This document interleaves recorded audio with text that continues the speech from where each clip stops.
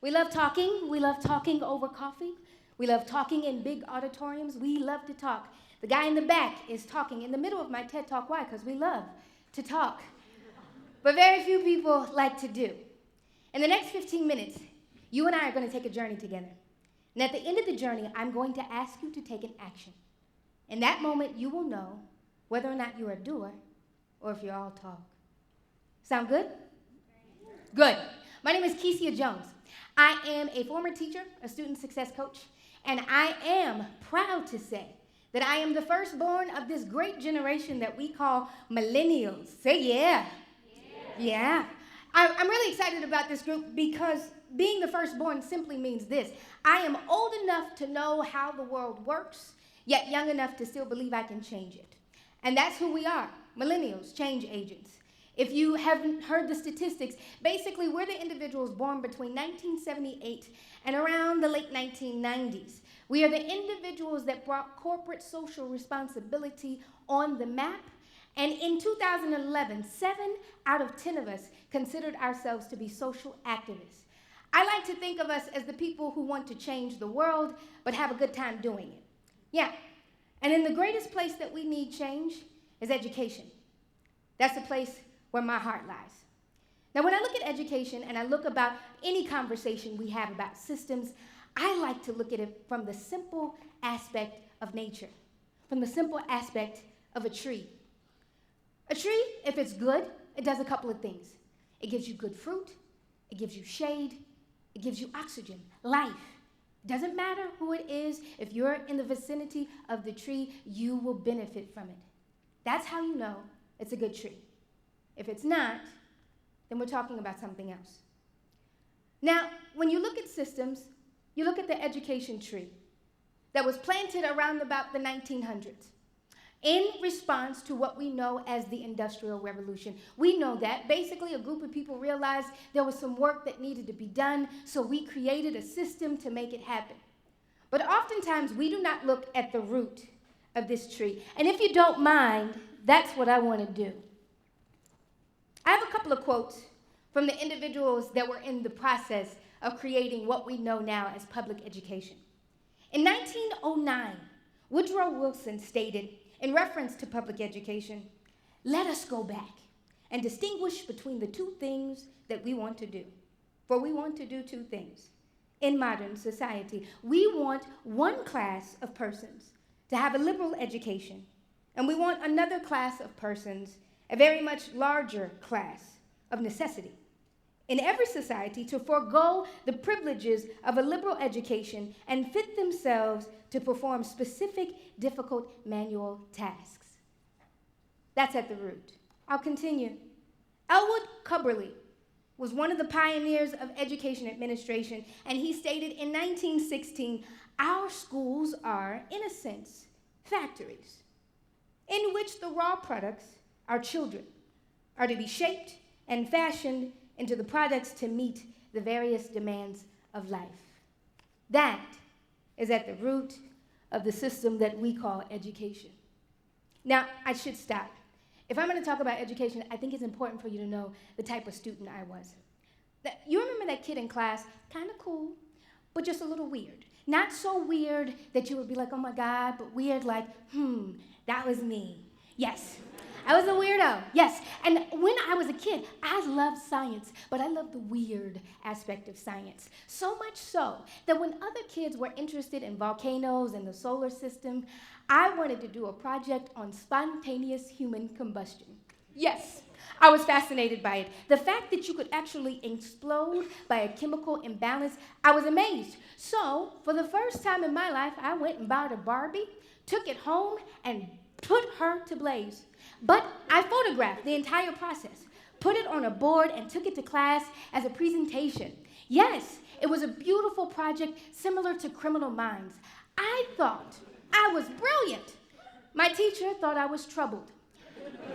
This continued. And by the time I got into biology class, my teacher gave us an example of an assignment. She wanted us to write a paper. She gave us a simple topic, a couple of topics, but I wasn't interested in it because I had found out some information about a disease that was fascinating. There wasn't a lot of information on it, but I wanted to do it. So I said, I'm going to get what I can, and I'll do that. I put my heart and soul in the paper, and I turned it in with utter joy. I got it back, and it was a C. Not happy.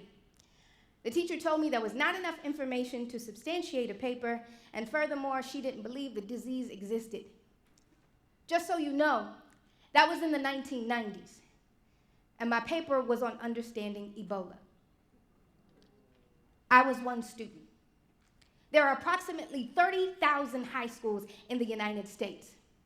I wonder how many students right now exist with the current curiosity that would be the cure to our problems, yet we keep rerouting them to study things that they have no interest in. That was a light bulb moment for me.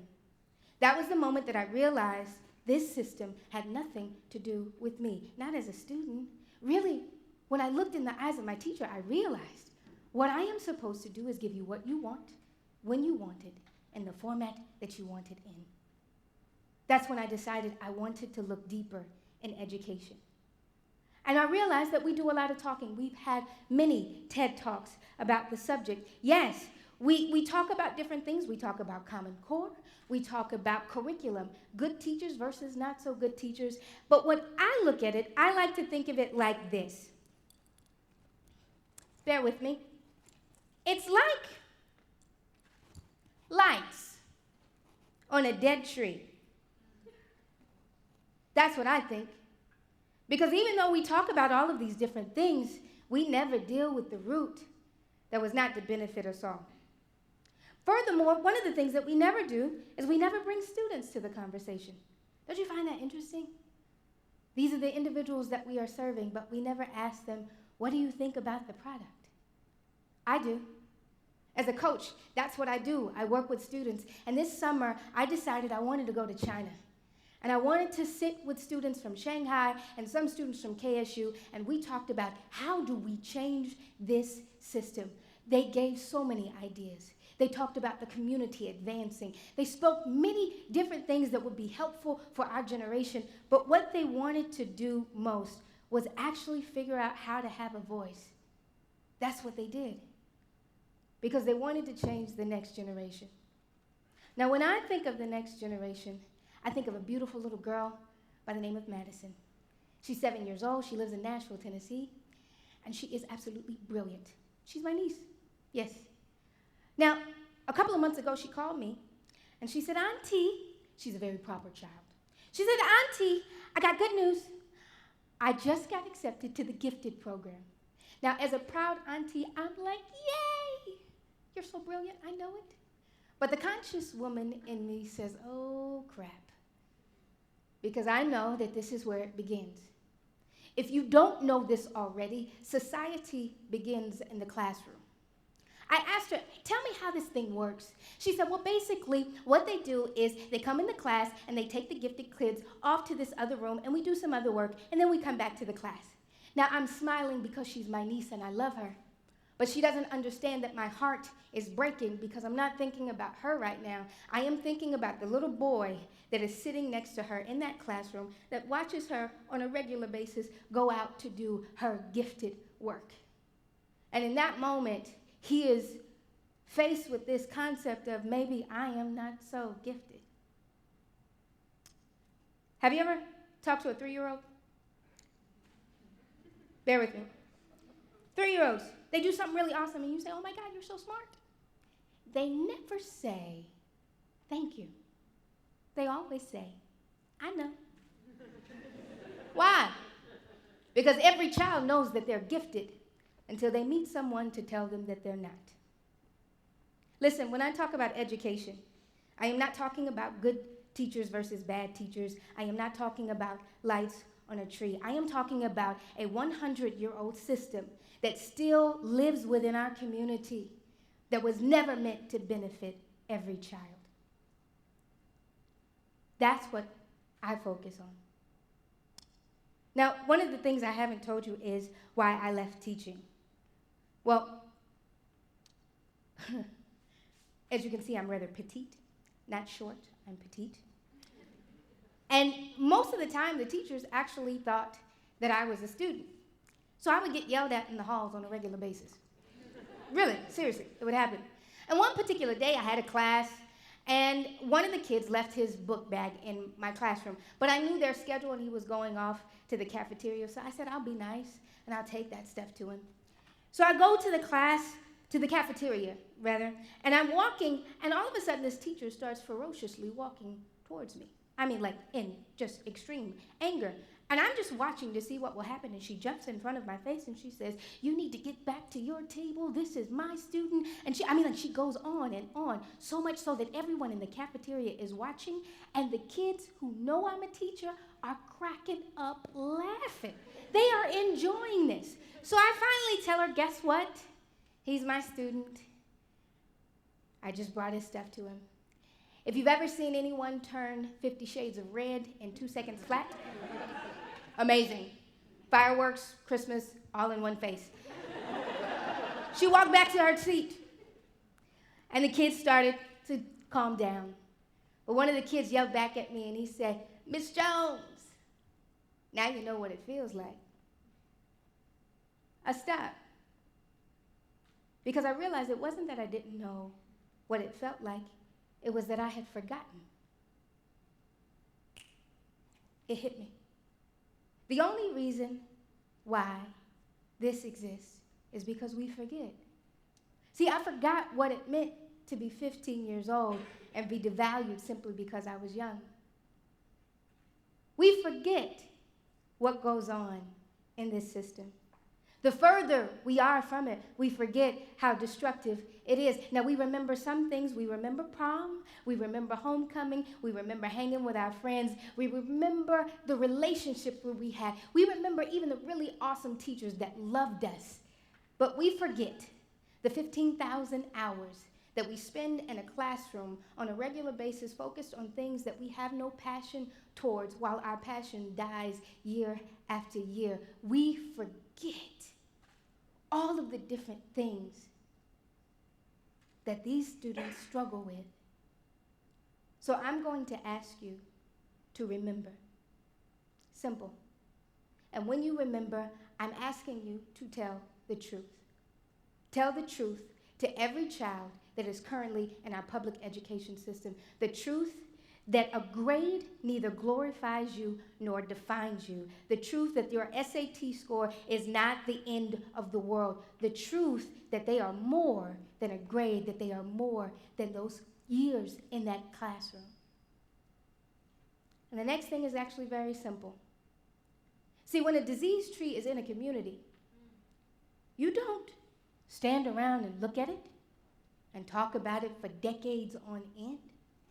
You don't decorate it, and you for sure do not put lights on top of it. You remove it. You uproot it. Why?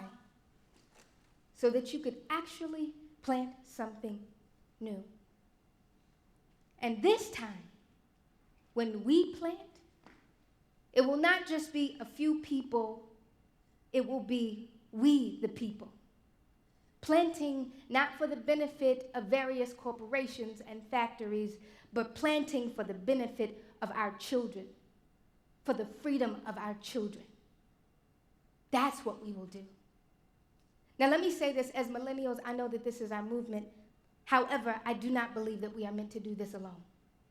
So let me be the first millennial to say, Generation X, we need you.